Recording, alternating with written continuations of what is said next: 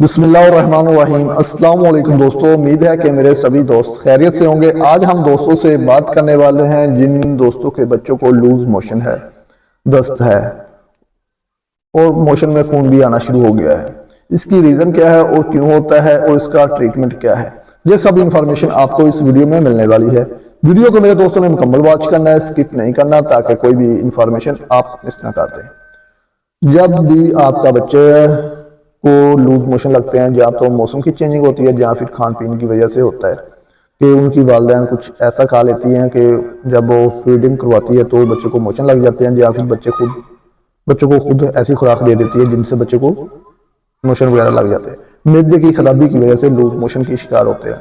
जब बच्चे को लूज मोशन लग जाते हैं या दस्त वगैरह लग जाते हैं, फिर आप उसका ट्रीटमेंट नहीं करवाते तो फिर वो आंतों में इन्फेक्शन हो जाती है, सोजिश आ जाती है। फिर जब भी वो बच्चा मोशन करता है उसके साथ ब्लीडिंग वगैरह भी आ जाती है, ब्लीडिंग का भी मसला बनता है। तो इसका हल क्या है, इसकी ये कौन सी मेडिसिन का आप इस्तेमाल कर सकते हैं। वीडियो अगर अच्छी लगे तो लाइक कीजिएगा और अपने दोस्तों के साथ शेयर भी कीजिएगा। तो सबसे पहले मेरे दोस्तों ने कैरीसेफ DS सिरप लेना होता है।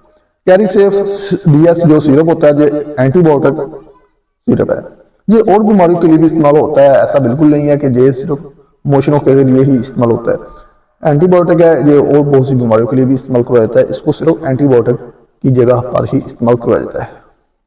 कैरीसेफ DS जो सिरप होता है, मैदे में जो इन्फेक्शन होती है, सोजिश वगैरह होती है, आंतों जो वीक हो चुकी होती है उसको कंट्रोल करने के लिए, सोजिश को ख़त्म करने के लिए, जख्म को कवर करने के लिए ये सिरप इस्तेमाल करवाया जाता है। कैरीसेफ DS बहुत ही अच्छा और ज़बरदस्त एंटीबायोटिक सिरप है। जिस वक्त बच्चे को लूज मोशन लगते हैं तो आप इसका इस्तेमाल, एंटीबायोटिक सिरप का इस्तेमाल करेंगे तो इंशाअल्लाह ताला आपका बच्चा बिल्कुल फिट ठीक ठाक हो जाएगा। पहली से दूसरी खुराक में ही आपके बच्चे को आपको पता चल जाएगा कि आपने कोई मेडिसिन इस्तेमाल की है। और उसके साथ सिरप इस्तेमाल करना होता है एंटामिजोल। एंटामिजोल सादा भी होता है, DS भी होता है, दोनों में से कोई भी आप ले लें तो बेहतर होगा। एंटामिजोल सिरप आपने इस्तेमाल करना होता है। एंटामिजोल जो सिरप होता है, जो दस्त को रोकने के लिए, मोशन को रोकने के लिए और जो बार बार खाना आता है उसको ख़त्म करने के लिए इसका इस्तेमाल करवाया जाता है। और मैदे की सोजिश इन्फेक्शन के लिए भी ये मुफीद है। जो पेट में हल्का फुल्का पेन होता है, दर्द होता है, उसको भी कंट्रोल करने के लिए एंटामिजोल DS सिरप अच्छा रिजल्ट देता है।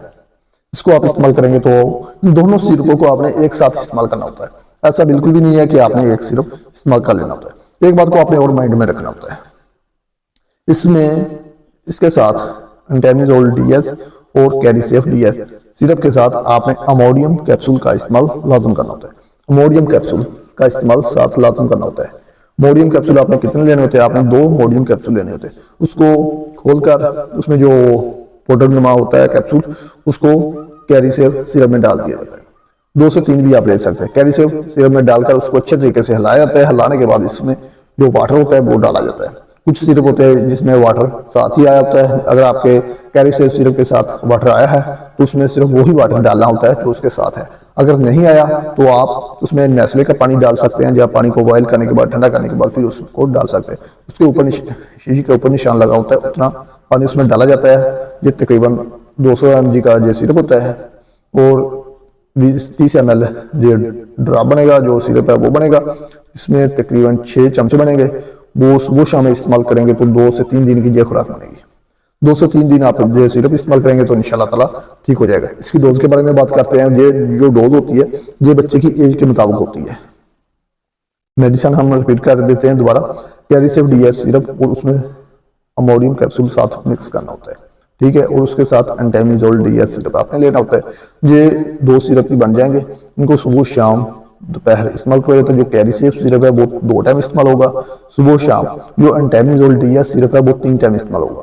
कैरीसेफ सिरप 2 टाइम, एंटामिजोल सिरप 3 टाइम इस्तेमाल होगा।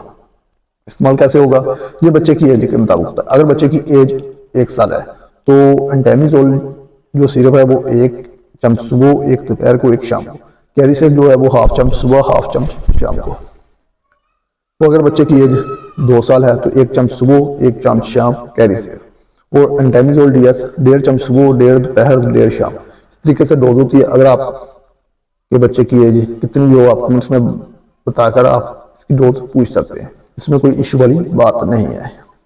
तो मेडिसिन को आपने रेगुलर बाकायदगी के साथ इस्तेमाल करना है। कोई भी एंटीबायोटिक सिरप जो आप बनाते हैं उसको 7 डे के बाद इस्तेमाल नहीं करवाया जाता। 7 डे के बाद ये सिरप आपका खराब हो जाता है, खत्म हो जाता है, इस्तेमाल करने के काबिल नहीं रहता। कोई भी मेडिसिन जिस वक्त एक्सपायर हो जाए, जहाँ इस्तेमाल करने के काबिल ना रहे, तो उसको बाहर फेंक दिया करो। ऐसा बिल्कुल ना किया करो कि उसको अपने घर में रख लिया करो, फिर बच्चे वगैरह पी लेते हैं, उससे साइड इफेक्ट आता है। तो इसके साइड इफेक्ट के बारे में बात करते हैं तो अमूमन तौर पर तो इसका कोई साइड इफेक्ट खास तौर पर नहीं आता। अगर फॉर एग्जांपल आ भी जाता है तो जिस्म पर बच्चे के एलर्जी वगैरह होती है, लेकिन मुझे बहुत ही कम मरीजों में देखा गया है। उम्मीद करता हूँ दोस्तों वीडियो अच्छी लगी होगी। अपना ख्याल रखिएगा, दुआ में याद रखिएगा। ओके, अल्लाह हाफिज़।